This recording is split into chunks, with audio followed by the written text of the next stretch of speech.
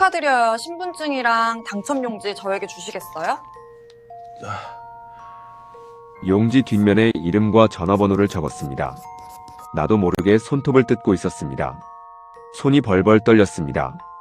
88년생, 29살 김태평. 잠시 후 휴대전화 알림음이 울렸습니다. 세금 33%를 떼고 18억 4천만 원이 입금되었습니다. 인생에서 가장 짜릿한 순간이었습니다. 화면으로 통장 잔액을 확인하자 저절로 입꼬리가 올라갔습니다. 그동안 살면서 비굴했던 순간들이 주마등처럼 스쳐 지나갔습니다. 터져나오는 웃음을 참으며 은행 문을 열고 밖으로 나왔습니다. 하지만 그로부터 이틀 뒤인 2016년 7월의 어느 날, 그는 흔적도 없이 사라졌습니다. 9년이 지난 2025년 봄, 용산구 한남동. 재개발 사업이 본격적으로 시작되면서 낡은 빌라들이 하나씩 허물어져 갔습니다. 육중한 쇠 발톱이 벽을 뚫고 지붕을 무너뜨리다 지하실 바닥을 건드리는 순간 갑자기 기계가 멈췄습니다. 수상한 물건이 발견되었기 때문입니다. 시멘트로 봉인된 여행용 캐리어. 가방이 깨지며 드러난 것은 사람의 뼈 조각이었습니다. 즉시 경찰이 출동했고 신원 확인 작업을 시작했습니다. 9년 전 로또 1등에 당첨된 직후 실종된 남자의 비밀이 드러나는 순간이었습니다. 그 충격적인 사건의 전말, 지금부터 시작합니다. 이야기를 시작하기 전에 구독과 좋아요는 미제 사건을 다시 세상에 드러내는데 큰 힘이 됩니다. 홍영웅의 사건 파일 시작합니다. 2016년 7월 서울이었습니다. 농협은행 창구를 나서는 김태평의 얼굴에는 묘한 표정이 떠 있었습니다. 기쁨인지 안도인지 아니면 또 다른 무언가인지 쉽게 알 수 없는 표정이었습니다. 그는 은행 문을 나서자마자 핸드폰을 꺼내 통장 잔액을 다시 한번 확인했습니다. 18억 4천만 원. 숫자를 보고서야 비로소 실감이 났습니다. 그는 천천히 핸드폰을 주머니에 넣었습니다. 그리고 아무에게도 전화를 걸지 않았습니다. 김태평. 당시 29살이었습니다. 서울 마포구에서 나고 자랐습니다. 아버지는 중소기업 임원이었고 어머니는 전업주부였습니다. 부자라고까지는 할 수 없었지만 유복한 집안이었습니다. 먹고 싶은 것, 갖고 싶은 것, 큰 불편 없이 누리며 자랐습니다. 키도 훤칠했고 외모도 반듯했습니다. 공부도 나름 곧잘했습니다. 주변에서는 늘 장래가 밝은 청년이라고 했습니다. 태평 본인도 그렇게 믿었습니다. 27살이 되던 2015년 그는 사업 시작했습니다. 당시 서울 골목마다 줄이 길게 늘어서던 대만 카스테라였습니다. 계란을 듬뿍 넣고 기름에 촉촉하게 구워낸 대만식 카스테라는 그야말로 전국을 휩쓸었습니다. 뉴스에도 나왔습니다. 하루 매출 수백만 원이라는 말이 떠돌았고 너도 나도 창업 전선에 뛰어들었습니다. 태평도 그중 하나였습니다. 부모님을 설득해 초기 자본을 끌어왔습니다. 이태원 대로변 목 좋은 자리에 넓게 매장을 냈습니다. 커피와 디저트도 함께 파는 대형 카페 형태였습니다. 인테리어에만 1억 원이 들어갔습니다. 시작부터 제법 규모 있게 차렸습니다. 처음 2달은 괜찮았습니다.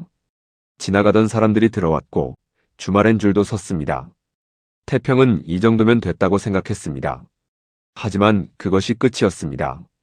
2016년 초 한 방송 프로그램이 대만 카스테라의 실체를 파헤쳤습니다. 반죽에 식용유가 과도하게 들어간다는 내용이었습니다. 방송이 나간 다음 날부터 손님이 뚝 끊겼습니다. 전국의 대만 카스테라 매장들이 동시에 직격탄을 맞았습니다. 태평의 가게도 마찬가지였습니다. 직원 월급은 꼬박꼬박 나가야 했고 임대는 미룰 수 없었습니다. 애지중지 키웠던 카페를 어떻게든 지키고 싶었으니까요. 은행 대출을 받았습니다. 그것도 모자라서 결국 사채에 손을 댔습니다. 그러나 2016년 봄, 더 이상 가게를 운영할 수가 없었습니다. 남은 건 빚 8억 원이었습니다. 사채업자들의 전화는 하루에도 수십 번 왔습니다. 새벽 2시에도 울렸고 아침 6시에도 울렸습니다. 한남동 오래된 낡은 빌라로 이사한 건 그 무렵이었습니다. 부모님께는 더 이상 손 벌릴 수도 없었습니다. 8억 원의 빚. 그 숫자를 꺼내는 순간 부모님 얼굴이 어떻게 굳어질지 눈에 선했습니다. 태평은 혼자 버텼습니다. 아니, 버티는 척을 했습니다. 밤마다 잠을 이룰 수 없었습니다. 천장을 바라보며 누워있으면 숫자들이 머릿속을 맴돌았습니다. 나날이 쌓여가는 빚과 이자, 독촉 전화. 제정신으로는 살 수가 없었습니다. 결국 정신과를 찾아갔습니다. 의사는 수면제를 처방했습니다. 태평은 그것을 매일 밤 삼켰습니다. 그래야 겨우 눈이 감겼습니다. 그런 그에게 행운의 여신이라도 찾아온 걸까요? 로또 복권 1등에 당첨된 겁니다. 지난주 서울 용산구의 한 편의점에서 로또 복권 한 장이 팔렸고 그 번호가 그 주 1등에 당첨됐다는 소문이 동네에 퍼졌습니다. 동네 사람들은 그 기운을 받아본다며 너도 나도 그 판매점으로 몰렸습니다. 세금을 제하고 실수령액 18억 4천만 원. 김태평은 그 복권을 들고 농협은행을 찾아갔습니다. 떨리는 손으로 로또 용지를 내밀자 직원이 웃으면서 작게 축하한다고 인사를 건넸습니다. 이런 큰 돈을 처음 받아보니 심장의 두근거림이 멈추질 않았습니다. 당첨금을 받은 날, 태평은 아무에게도 연락하지 않았습니다. 그 누구에게도 본인이 로또 1등 당첨자라는 사실을 알리지 않았습니다. 부모님께도 친구에게도. 조용히 은행을 나와 집으로 돌아갔습니다. 그날 밤 그는 오랜만에 수면제 없이 잠들었다고 합니다. 그리고 이틀 뒤 그는 사라졌습니다. 로또 당첨금은 한 푼도 통장에 남아있지 않았습니다. 다만 그의 이름으로 인천국제공항에서 필리핀 마닐라행 비행기에 오른 기록만이 남았습니다. 사채업자들은 김태평과 연락이 되질 않자 김태평을 찾아다니기 시작했습니다. 빚쟁이들은 김태평의 본가 가족들에게까지 찾아갔고 가족들도 김태평이 사라졌다는 사실을 그때 알게 됩니다. 오랜 시간 김태평과 연락이 닿지 않자 가족들은 결국 경찰에 실종 신고를 했고 경찰들은 그의 출국 기록을 확인했습니다. 8억 원의 빚, 그리고 18억 원의 당첨금. 형사는 서류를 덮었습니다. 빚을 갚지 않기 위한 자발적 실종. 빚쟁이를 피해 도망간 것으로 결론 냈습니다. 경찰들과 가족들은 먼 타국으로 떠난 그를 찾을 수도 잡을 수도 없었습니다. 그렇게 김태평은 세상에서 조용히 지워졌습니다. 2025년 3월의 어느 아침이었습니다. 용산구 한남동 일대는 오래전부터 재개발 이야기가 돌았습니다. 한남 뉴타운. 수십 년 된 낡은 빌라와 골목들이 하나씩 사라지고 새 건물이 들어서는 작업이었습니다. 그날도 굴착기 한 대가 4층짜리 낡은 빌라 앞에 서 있었습니다. 이미 주민들은 모두 이주를 마친 상태였습니다. 굴착기가 벽을 밀어냈습니다. 지붕이 무너졌습니다. 그리고 지하실 바닥으로 쇠 발톱이 내려갔습니다. 그 순간 작업이 멈췄습니다. 기사가 굴착기에서 내려왔습니다. 가까이 다가가 바닥을 들여다봤습니다. 흙 속에서 부서진 검은 캐리어가 보였습니다. 깨진 틈 사이로 하얀 것이 보였습니다. 손가락 같았습니다. 아니, 손가락 뼈였습니다. 기사는 그 자리에 주저앉을 뻔했습니다. 떨리는 손으로 핸드폰을 꺼내 112를 눌렀습니다.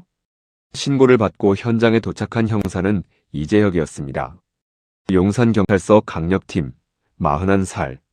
20년 가까이 강력 사건을 다뤄온 형사였습니다. 현장에 도착했을 때 감식반이 이미 바닥을 걷어내고 있었습니다. 시멘트를 걷어낸 자리 아래로 백골이 드러났습니다. 형사는 천천히 몸을 낮춰 바닥을 들여다봤습니다. 시멘트 두께가 20cm가 넘었습니다. 누군가 공을 들여 봉인한 흔적이었습니다. 뼈는 완전히 백골화된 상태였고 감식반장은 최소 7년 이상 묻혀 있었을 것이라고 말했습니다. 현장에서는 신원을 확인할 물건이 거의 없었습니다. 지갑도 없었습니다. 핸드폰도 없었습니다. 옷은 사가서 형태만 겨우 알아볼 수 있었습니다. 그때였습니다. 감식 반원 한 명이 뼛가루 사이에서 무언가를 집어들었습니다. 작은 것이었습니다. 흙을 털어내자 모습이 드러났습니다. 안경이었습니다. 두꺼운 렌즈가 달린 뿔테 안경. 렌즈 한쪽은 금이 가 있었습니다. 하지만 형태는 그대로였습니다. 누군가의 것이었습니다. 그 누군가가 마지막으로 쓰고 있었을 안경. 형사는 안경을 바라봤습니다. 그리고 천천히 증거 봉투에 담으라고 지시했습니다. 이재혁 형사는 누가 살고 있었는지 알아보기 위해 빌라 등기 기록을 조회했습니다. 2016년까지 세입자가 한 명 있었습니다. 그 이후로는 공실이었습니다. 세입자의 이름을 확인하는 순간 형사의 손이 멈췄습니다. 김태평. 경찰청 데이터 검색창에 이름을 쳤습니다. 2016년 실종신고 기록이 떴습니다. 빚을 피해 필리핀으로 도망간 남자. 자발적 실종 처리. 미제 실종 사건 종결. 형사는 국과수의 DNA 감정을 의뢰했습니다. 실종자 데이터베이스와 대조해달라고 요청했습니다. 결과가 나오는데 일주일이 걸렸습니다. 형사는 기다리는 동안 이미 결론을 내리고 있었습니다. 당연히 김태평일 것이라고. 범인이 김태평을 처리한 뒤 시신을 지하실에 유기하고 그의 여권을 훔쳐서 필리핀으로 떠난 것이라는 결론을 냈습니다. 다시 과거로 돌아가 실종신고 시점을 되짚어 정리해보았습니다. 2016년 7월 김태평 실종신고가 접수됐을 당시 담당 형사는 박성근이었습니다. 용산경찰서 수사과의 인물로 경력 18년의 베테랑 형사였습니다. 그는 실종신고 기록을 검토하자마자 방향을 잡았습니다. 8억 원의 빚, 18억 원의 로또 당첨금 수령, 그리고 이틀 뒤 필리핀 마닐라행 출국 기록. 형사는 서류를 내려놓으며 혼잣말처럼 중얼거렸습니다. 전형적인 야반도주입니다. 수사는 자발적 실종 방향으로 빠르게 정리됐습니다. 그런데 며칠 뒤 뜻밖의 제보가 들어왔습니다. 사채업자 강호준의 이름이었습니다. 강호준은 김태평에게 3억 원을 빌려준 인물이었습니다. 이자만 매달 수백만 원이 나가는 조건이었습니다. 태평이 사라지기 사흘 전 강호준은 태평에게 마지막 협박 전화를 걸었습니다. 돈을 갚지 않으면 가만두지 않겠다는 내용이었습니다. 그런데 강호준의 지인이 경찰에 제보를 넣었습니다. 강호준이 술자리에서 내가 그 새끼 손 좀 보았다고 말했다는 것이었습니다. 경찰은 즉시 강호준을 소환했습니다. 강호준 당당했습니다. 그런 말 한 적 없다고 잡아댔습니다. 하지만 수사가 시작되자 표정이 굳어졌습니다. 형사가 실종 전후 행적을 추궁하자 강호준은 결국 자초지종을 털어놓았습니다. 빚 독촉 과정에서 흔히 하는 허세성 발언이었다는 것이었습니다. 알리바이도 확인됐습니다. 태평이 사라진 날 밤 강호준은 수원에서 다른 채무자와 자리를 함께하고 있었습니다. 목격자도 셋이나 됐습니다. 강호준은 혐의에서 벗어났습니다. 수사는 다시 자발적 실종으로 기울었습니다. 박성근 형사는 혹시 몰라 김태평의 빌라를 한 차례 더 들여다봤습니다. 반지하 자취방은 썰렁했습니다. 옷가지 일부가 사라진 흔적이 있었습니다.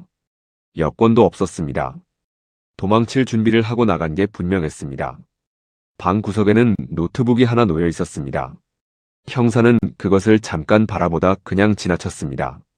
도망간 사람의 컴퓨터를 열어볼 이유가 없었습니다. 그게 당시 판이었습니다. 하지만 그 노트북 안에는 모든 것이 담겨 있었습니다. 한 가지 더 있었습니다. 당시 김태평 빌라가 있던 골목에는 CCTV가 없었습니다. 큰 길에서 꺾어져 들어오는 좁은 골목이었습니다. 통신 기록은 출국 이틀 전 이후로 완전히 끊겼습니다. 지하실을 뜯어볼 이유는 아무도 몰랐습니다. 2016년 가을, 그렇게 사건은 미제로 종결됐습니다. 2016년 가을이 지나고 겨울이 왔습니다. 김태평의 이름은 빠르게 잊혔습니다. 사채업자들은 분통을 터뜨렸지만 어쩔 수 없었습니다. 필리핀까지 쫓아갈 수도 없는 노릇이었고 법적으로도 손쓸 방법이 마땅치 않았습니다. 강호는 3억 원을 날렸다며 욕을 했지만 결국 다른 채무자들을 찾아다니기 시작했습니다. 세상은 돌아갔습니다. 김태평의 부모는 달랐습니다. 처음엔 경찰에 사정을 했습니다. 아들을 찾아달라고, 무슨 일이 생긴 것 아니겠냐고. 하지만 돌아오는 말은 늘 같았습니다. 자발적 실종이라고, 성인이 스스로 나간 것이라고. 어머니는 한동안 아들 핸드폰에 전화를 걸었습니다. 신호음만 울리다 끊겼습니다. 어느 날부터는 그마저도 연결이 되지 않았습니다. 아버지는 입을 다물었습니다. 사업 자금을 대줬다가 8억 원의 빚만 남겼다는 사실이 두고두고 마음에 걸렸습니다. 아들한테 더 엄하게 했어야 했다고, 사업을 말렸어야 했다고 되뇌었습니다. 분노와 걱정과 자책이 뒤섞인 채로 세월이 흘렀습니다. 2017년이 됐고 2018년이 됐습니다. 봄이 오고 가을이 지나고 눈이 내렸습니다. 그렇게 해가 9번 바뀌는 동안 김태평의 이름은 세상 어디에 없었습니다. 한남동 그 빌라도 마찬가지였습니다. 공실인 채로 몇 년이 흘렀습니다. 건물주도 나이가 들었고 세를 놓으려는 노력도 점점 사그라들었습니다. 한남 뉴타운 재개발 이야기가 본격적으로 나오기 시작한 건 그 무렵이었습니다. 재개발을 위한 이주 때문에 그 구역의 빈집은 점점 늘어나고 있었습니다. 어차피 곧 철거될 건물이라는 말이 돌자 그 누구도 그 빌라에 관심을 두지 않았습니다. 지하실은 그대로였습니다. 시멘트 바닥도 그대로였습니다. 아무도 열지 않았습니다. 아무도 몰랐습니다. 2025년 3월 굴착기가 그 바닥을 열었습니다. 그리고 일주일 뒤 이재혁 형사는 국과수에서 보내온 감정 결과를 받아들었습니다. 당연히 김태평이라고 생각했습니다. 그 빌라에 살던 사람이 김태평이었고 지하실도 그의 건물이었으니 다른 가능성은 머릿속에 없었습니다. 형사는 결과지를 펼쳤습니다. 눈이 처음 닿은 건 신원 확인 여부였습니다. 실종자 데이터베이스와 일치한다고 나왔습니다. 당연한 결과라고 생각했습니다. 그리고 형사는 이름을 찾았습니다. 박진영. 형사는 고개를 들었습니다. 다시 결과지를 내려다봤습니다. 발견된 사체 6월 당사자는 박진영과 일치. 2016년 7월 실종 신고 접수. 당시 29살. 형사는 화면을 2번 읽었습니다. 3번 읽었습니다. 김태평이 아니었습니다. 전혀 다른 사람이었습니다. 형사는 자리에서 일어나 커피를 한 잔 따랐습니다. 그리고 다시 앉았습니다. 머릿속이 빠르게 돌아갔습니다. 김태평의 집 지하실에서 김태평이 아닌 사람의 시체가 나왔습니다. 그것도 시멘트로 두껍게 봉인된 채로. 그렇다면 김태평은 어디 있는가? 왜 그의 집 지하실에 다른 사람이 묻혀 있는가? 그리고 박진영은 누구인가? 형사는 박진영이 실종신고 파일을 열었습니다. 2016년 7월 김태평의 실종신고와 불과 며칠 차이였습니다. 형사의 눈이 가늘어졌습니다. 우연이라고 하기엔 너무 가까웠습니다. 도대체 박진영이 누구인지 형사는 자세히 알아보기 시작했습니다. 박진영, 1988년생, 당시 29살이었습니다. 충청북도 청주의 작은 동네에서 태어났습니다. 아버지 박인수는 공장 일용직이었습니다. 어머니 이수님은 동네 식당 주방 보조로 일했습니다. 진영이의 집안은 넉넉하지 않았습니다. 하지만 따뜻했습니다. 밥상에는 늘 뭔가 있었고 명절엔 온 가족이 둘러앉았습니다. 진영은 그 집의 외아들이었습니다. 진영은 특별한 구석이 없는 아이였습니다. 공부도 보통이었고 외모도 평범했습니다. 초등학교 때부터 두꺼운 렌즈에 뿔테 안경을 썼습니다. 키도 또래보다 작은 편이었습니다. 하지만 마음씨가 고왔습니다. 남 험담을 하지 않았고 부탁을 받으면 거절을 못했습니다. 어머니는 그런 아들이 가끔 걱정됐습니다. 세상이 착한 사람 편이 아니라는 걸 알았으니까요. 진영은 서울의 작은 사립대학교에 진학했습니다. 부모님이 허리를 졸라매며 등록금을 댔습니다. 진영은 그게 늘 마음에 걸렸습니다. 방학 때마다 내려가면 아버지 손이 더 굵어져 있었고 어머니 허리가 더 굽어져 있었습니다. 졸업 후에는 고시 공부를 시작했습니다. 빨리 자리를 잡아야 부모님 고생을 덜어드릴 수 있다고 생각했습니다. 서울 마포구의 작은 고시원에 방을 얻었습니다. 보증금 없이 월세 35만 원짜리 방이었습니다. 창문이 작아 낮에도 어두컴컴했습니다. 친구는 거의 없었습니다. 고시 준비생이라는 특성상 사람 만날 일이 많지 않았고 원래도 내성적인 성격이었습니다. 유일하게 자주 연락하는 친구가 한 명 있었습니다. 대학 동기 김태평이었습니다. 태평은 진영과 정반대였습니다. 키가 크고 외모도 반듯했습니다. 집안도 좋았고 말도 잘했습니다. 대학 다닐 때도 태평이는 늘 무리의 중심이었습니다. 진영은 그런 태평이 옆에 서면 괜히 기가 죽었습니다. 하지만 태평은 진영을 무시하지 않았습니다. 밥도 자주 사줬고 힘들면 연락하라고 했습니다. 진영은 그게 늘 고마웠습니다. 잘난 친구가 자신을 챙겨준다는 사실이 진심으로 자랑스러웠습니다. 태평이의 사업이 어렵다는 소식을 들었을 때도 진영은 마음이 아팠습니다. 뭔가 도와주고 싶었지만 자신도 빈털터리였습니다. 2016년 6월의 어느 토요일 오후였습니다. 진영은 태평이네 동네에 놀러 왔다가 근처 편의점에 들렀습니다. 계산대 앞에 서다가 문득 로또 용지가 눈에 들어왔습니다. 한 번도 사본 적 없었습니다. 그날따라 왜 손이 갔는지 진영 본인도 몰랐을 것입니다. 1,000원짜리 한 장을 내밀었습니다. 번호는 별 생각 없이 골랐습니다. 부모님 생년월일과 자신의 생일을 조합했습니다. 그 번호가 그 주 토요일 밤 1등에 당첨됐습니다. 당첨금 18억 4천만 원. 진영은 처음에 실감이 나지 않았습니다. 혼자 방에서 당첨 번호를 대조해보고 또 대조해봤습니다. 틀림없었습니다. 그는 그 자리에 멍하니 앉아 있었습니다. 그러다 눈물이 났습니다. 소리도 없이 흘렀습니다. 아버지의 굵은 손마디가 떠올랐습니다. 어머니의 굽은 허리가 떠올랐습니다. 이제 그 두 사람이 편안히 쉴 수 있겠다는 생각이 들었습니다. 진영은 핸드폰을 들었습니다. 어머니에게 전화를 걸었습니다. 엄마, 우리 이제 행복하게 살자. 내가 울 엄마 호강시켜줄게. 어머니는 영문을 몰랐습니다. 무슨 말이냐고 물었습니다. 진영은 웃으면서 나중에 말해줄게 라고 했습니다. 어머니는 그냥 넘겼습니다. 밥은 먹었냐고 물었습니다. 진영은 먹었다고 대답했습니다. 그게 마지막 통화였습니다. 진영은 이 사실을 딱 한 사람에게만 알렸습니다. 가장 믿을 수 있는 친구, 자랑스러운 친구, 김태평에게 전화를 걸었습니다. 로또 1등이 됐다고 18억이라고 말했습니다. 전화 너머로 태평이 놀라는 소리가 들렸습니다. 그리고 잠시 침묵이 흘렀습니다. 진영은 그 침묵의 의미를 몰랐습니다. 한편 이재혁 형사는 박진영의 실종신고 파일을 뒤지다가 한 통의 통화 기록을 발견했습니다. 실종 직전 진영이 어머니에게 건 마지막 전화였습니다. 우리 이제 행복하게 살자. 내가 울 엄마 호강시켜줄게. 형사는 그 한 줄을 오래 바라봤습니다. 진영이 꿈꿨던 그 꿈은 끝내 이루어지지 않았습니다. 형사는 박진영의 어머니 이수님을 찾아갔습니다. 충북도 청주의 작은 빌라였습니다.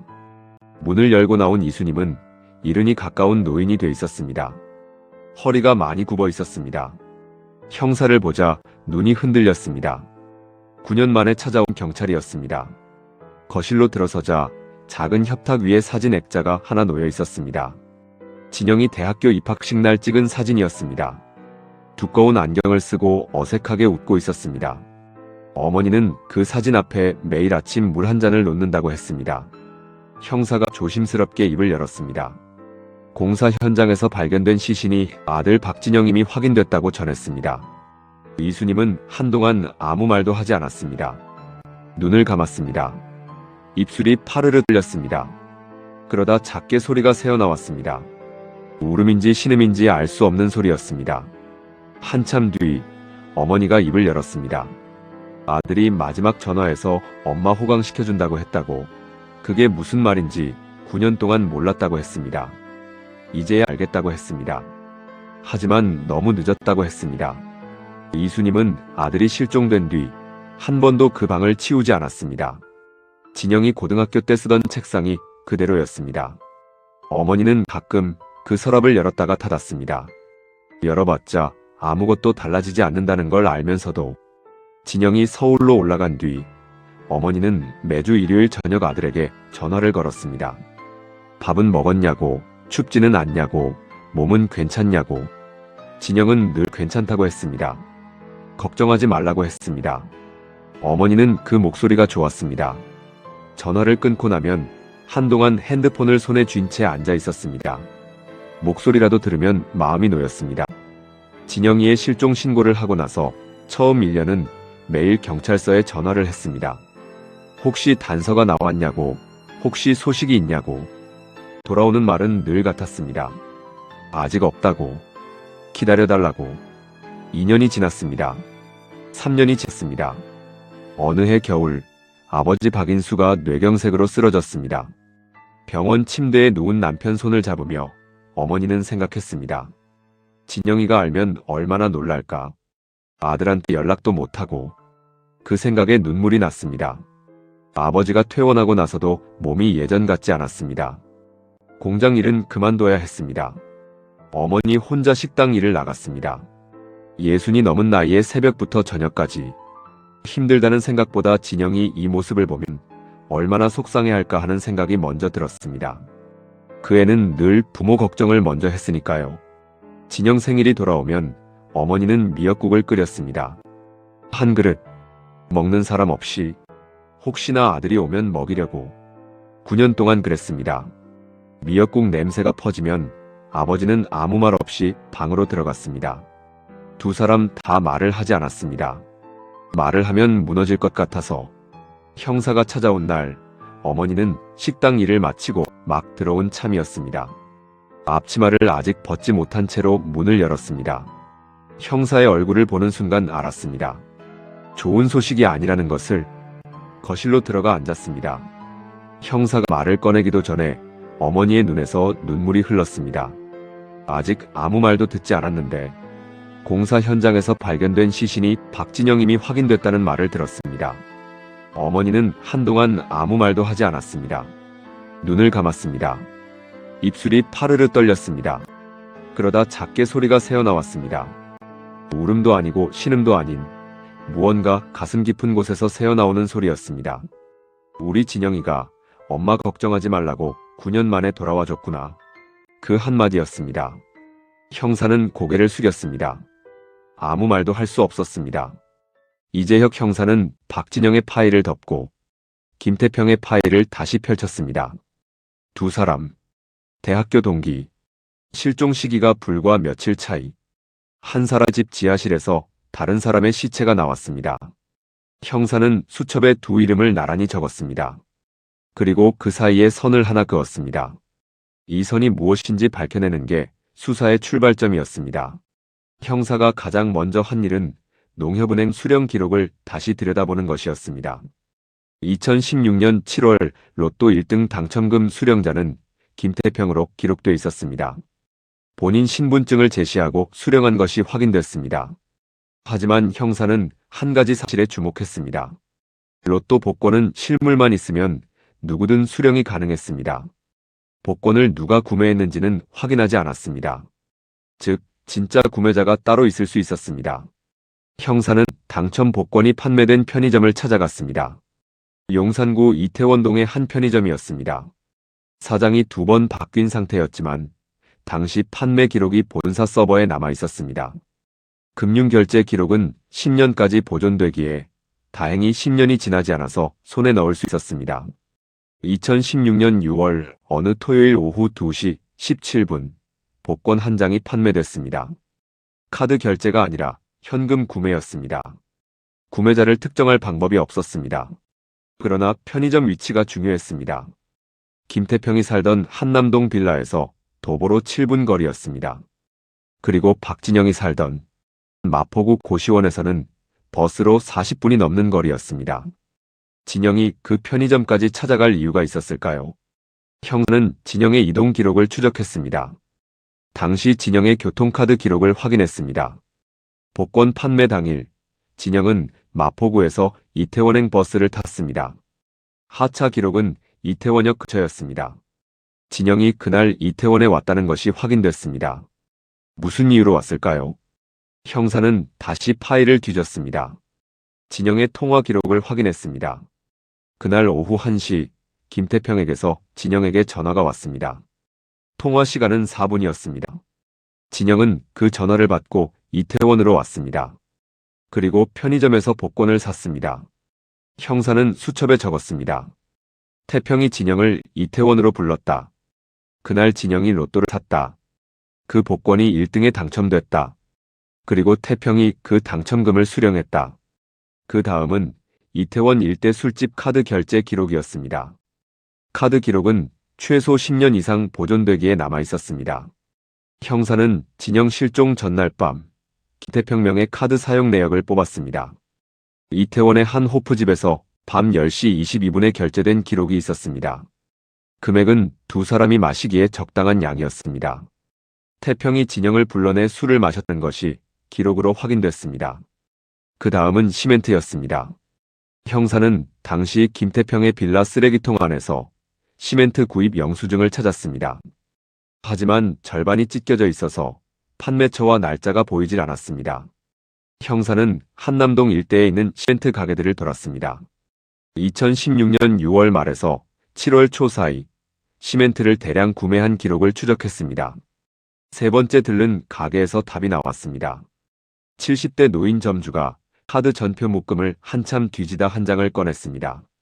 2016년 6월 말 시멘트 포대 12개와 생석회 구매 기록이었습니다.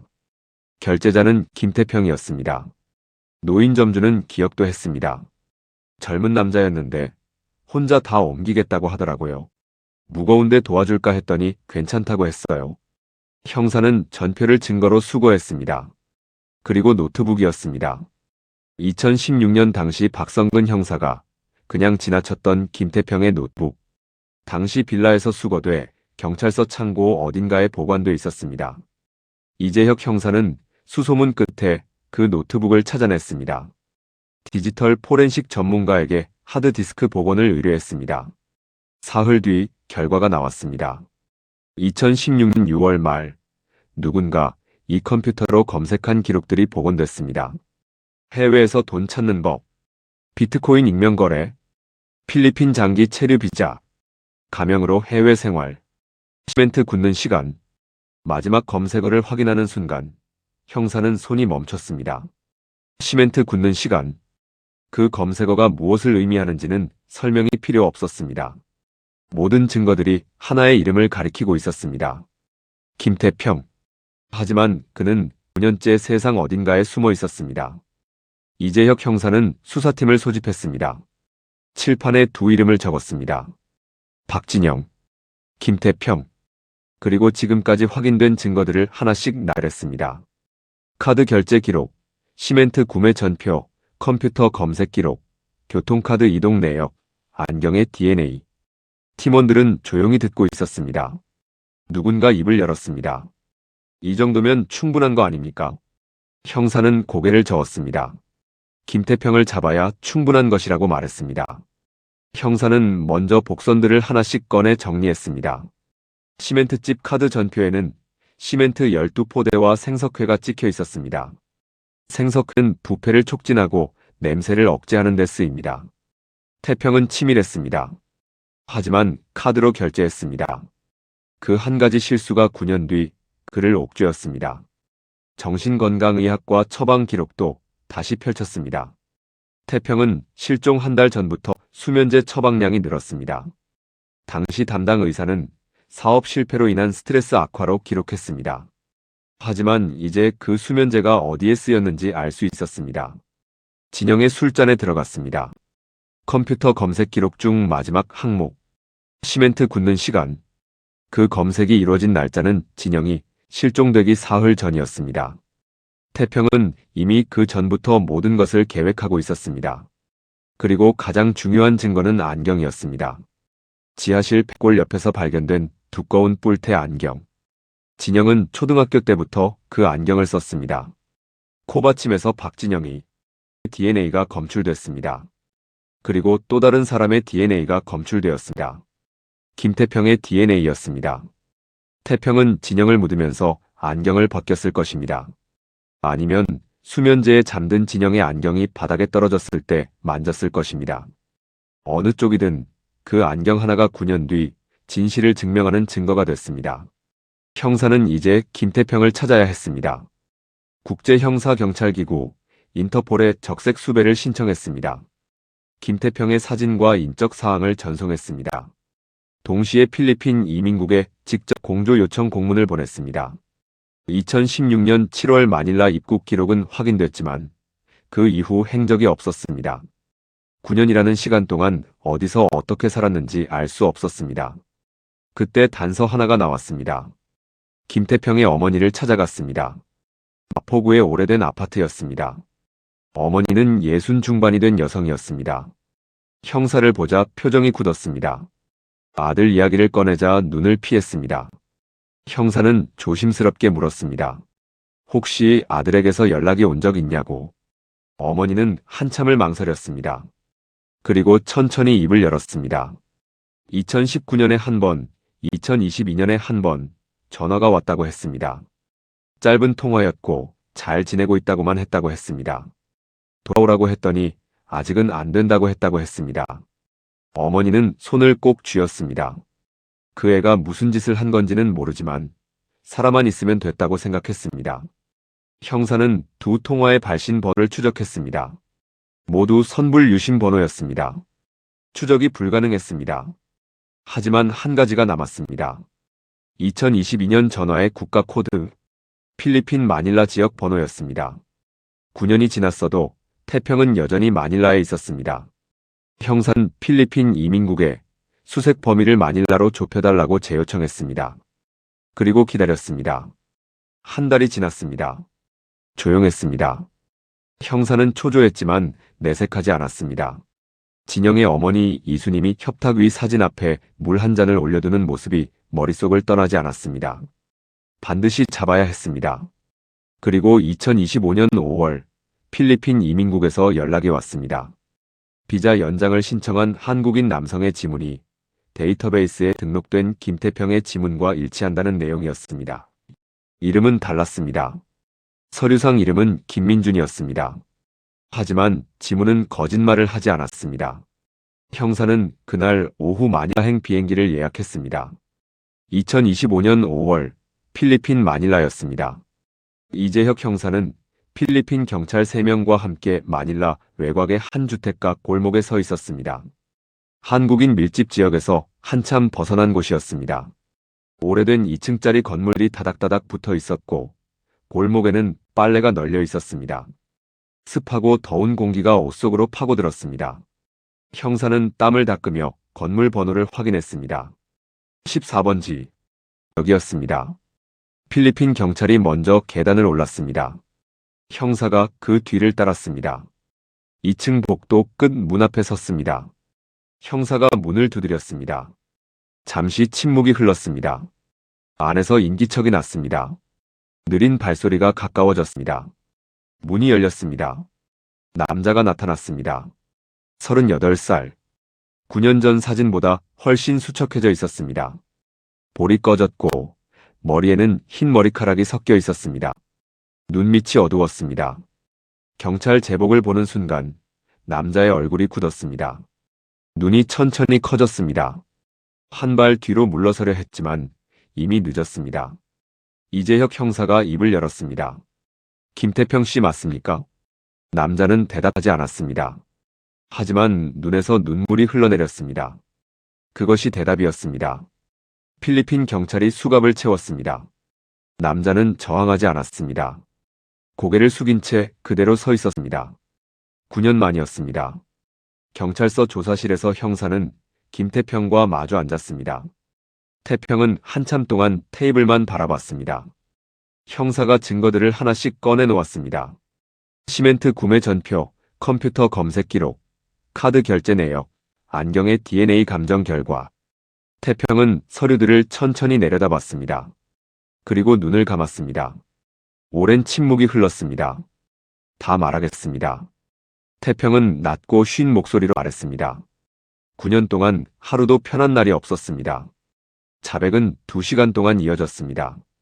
2016년 6월 진영에게서 로또 당첨 소식을 들은 그날 밤부터였습니다. 전화를 끊고 태평은 천장을 바라봤습니다. 18억. 자신에게는 8억의 빚이 있었습니다. 사채업자들의 전화가 하루에도 수십 번 왔습니다. 잠을 자려면 수면제를 먹어야 했습니다. 그런데 자기보다 못하다고 생각했던 진영이 18억을 쥐댔습니다. 뭔가 잘못됐다는 생각이 들었습니다.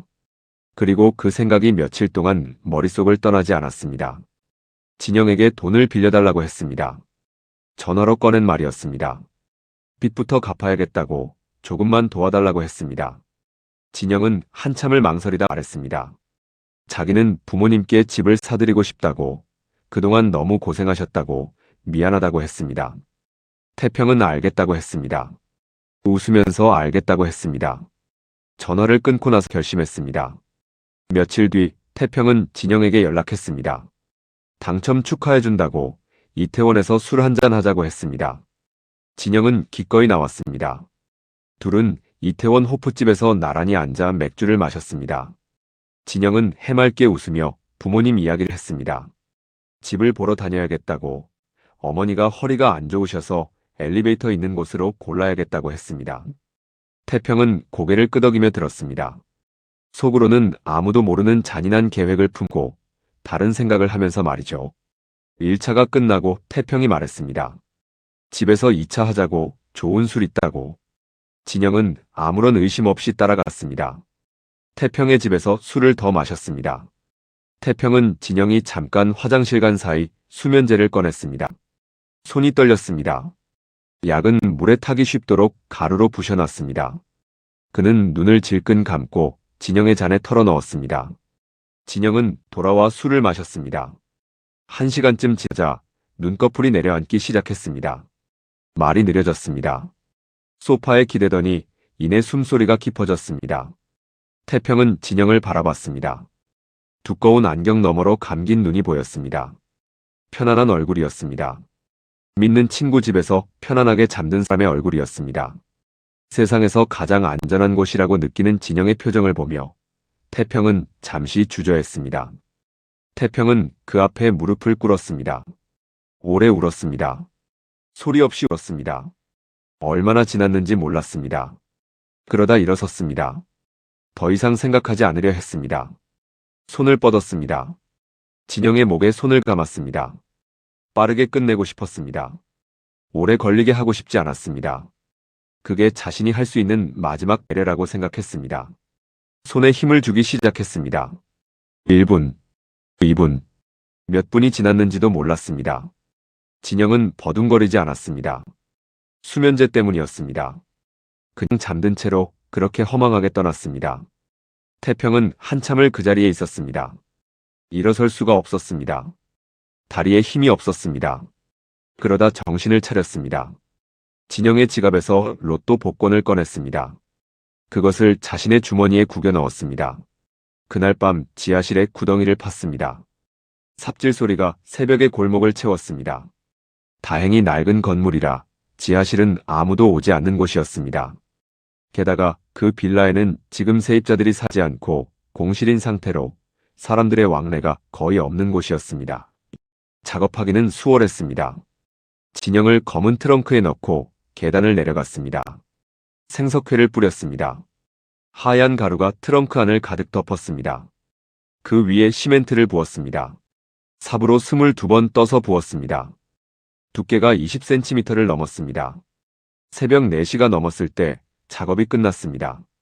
태평은 시멘트 바닥을 바라봤습니다. 아무것도 없는 것 같았습니다. 아무 일도 없었던 것 같았습니다. 하지만 손이 멈추지 않고 떨렸습니다. 이틀 뒤 농협은행으로 가서 복권을 수령했습니다. 18억 4천만 원을 현금으로 인출한 뒤 비트코인으로 전환했습니다. 열심히 검색한 결과 해외로 쉽게 돈을 가지고 나가는 방법은 이것밖에는 없었습니다. 그 누구도 자신을 추적할 수 없게 만들어야 했습니다. 그날 밤 인천공항에서 마닐라행 비행기를 탔습니다. 비행기가 이륙하는 순간 창밖을 바라봤습니다. 서울의 불빛이 멀어졌습니다. 그 뒤로 9년이었습니다. 돈은 있었습니다. 하지만 한 번도 편히 잠든 적이 없었습니다. 수면제 없이는 눈이 감기지 않았습니다. 꿈에서 진영이 나왔습니다. 두꺼운 안경을 쓰고 해맑게 웃는 진영이. 매일 밤이었습니다. 잡혀서 다행입니다.